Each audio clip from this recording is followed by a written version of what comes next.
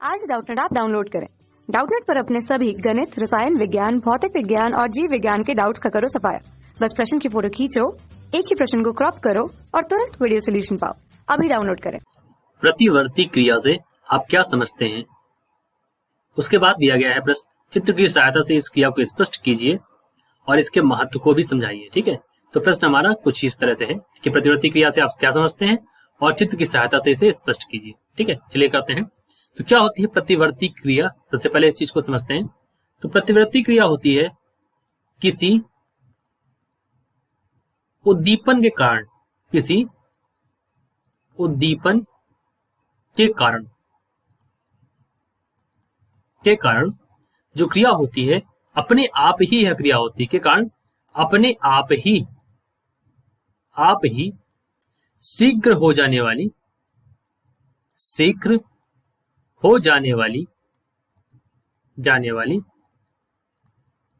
अनैच्छिक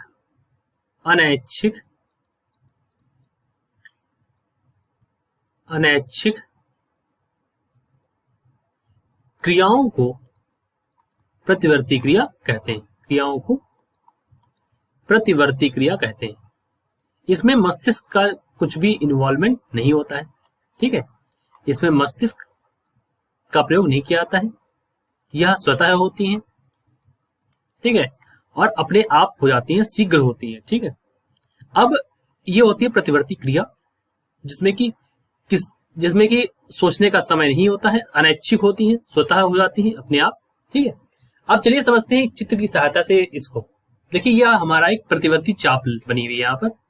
यहाँ पर आप देखेंगे कि ये हमारा प्रतिवर्ती चाप का चित्र है। यहाँ पर देखिए, ये गर्म है, यहाँ से भाप निकल रही है, तो ये गर्म है। ठीक है, ये गर्म कटोरा है।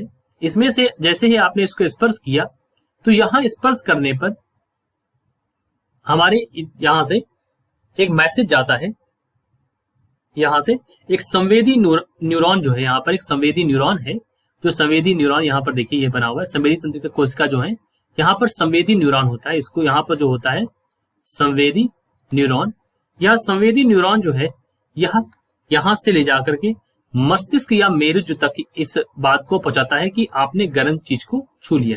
ठीक है, तो यहाँ से यह गया, यहाँ से जाकर के मस्तिष्क के लिए संदेश जाएगा या मेरुज्जु के लिए संदेश जाएगा। उसके बाद वहां से फिर एक प्रेरक तंत्रिका कोशिका लिखा है, तो यहां से प्रेरक न्यूरॉन होगा। यहां से क्या होगा, एक प्रेरक न्यूरॉन जो है इसे वापस लाएगा, इस मैसेज को। ये प्रेरक न्यूरॉन जो है यहाँ पर, इस प्रेरक न्यूरॉन इसको वापस लाएगा और ये कार्यकर जो है ये कार्य करेंगे। ठीक है, इस तरह से होता है। लेकिन यहाँ पर क्या होता है कि मस्तिष्क को न जाकर के, मस्तिष्क को संदेश जाने से पहले, यह मस्तिष्क संदेश जाने से पहले ये जो है मेरुज्जु के थ्रू, और ये अपने आप स्वतः बिना किसी एक्शन के सोचे यह बहुत ही शीघ्र होता है, जिसमें कि हमें सोचने का मौका नहीं मिलता है और यह तुरंत हो जाता है। ठीक है, अब इसके कुछ उदाहरण है, जैसे कि छींकना। इसके कुछ उदाहरण है, जैसे पहला उदाहरण हम लिख सकते हैं, जैसे उदाहरण के तौर पर छींकना। तो नंबर 1, छींकने में हम कभी यह नहीं सोचते कि कैसे छींकना है, छींक हमें स्वतः आ जाती है। ठीक है, दूसरा क्या हो सकता है, जैसे पलकों का झपकना, इसमें भी हमें तुरंत हो जाती है।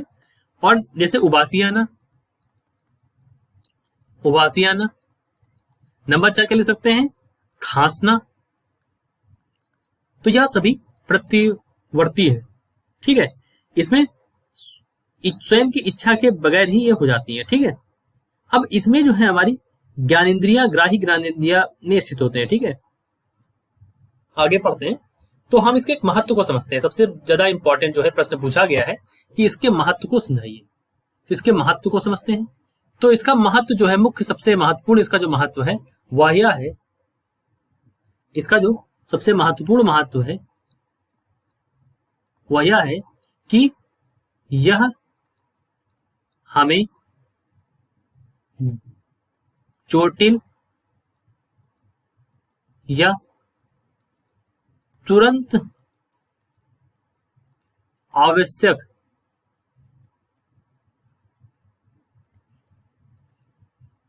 क्रियाओं में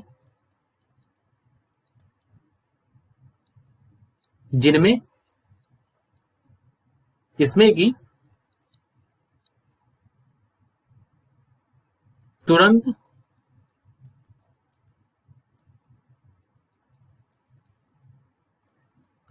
हमें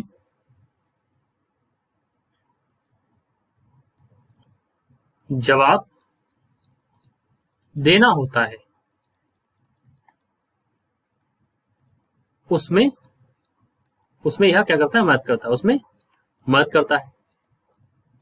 सरल भाषा में बोलते हैं, जैसे कि उदाहरण के तौर पर मान लीजिए आपने क्या किया, अभी ऊपर वाले उदाहरण में कोई लेते हैं, जैसे उदाहरण के लिए आपने गर्म पात्र पर अपना हाथ रख दिया, पात्र पर आपने हाथ रखा, तो अब आपको तुरंत हटाना है वरना आपका हाथ जल जाएगा। तो यहां पर क्या होगा, हमारी जो प्रतिवर्ती क्रिया होगी, हमारी जो प्रतिवर्ती क्रिया होगी वह हमें क्या करेगी, बचा लेगी। ठीक है, तो यह इसका बहुत बड़ा महत्व है कि यह हमें जब बचाती है। जैसे मान लीजिए हमारे आंखों के सामने कोई ऐसी चीज आती है जिससे हमें रोकना है, तो हम अपने पलकों को अपने आप से ही बंद हो जाती है। तो ये भी प्रतिवर्ती क्रिया का बहुत बड़ा महत्व है। ठीक है, तो हमसे सवाल पूछा गया था, सबसे पहले हमने बताया आपको कि प्रतिवर्ती क्रिया क्या है। तो किसी उद्दीपन के कारण जो है अपने आप ही शीघ्र हो जाने वाली अनैच्छिक क्रियाओं को हम क्या कहते हैं, प्रतिवर्ती क्रिया कहते हैं। यह हमने आपको बताया।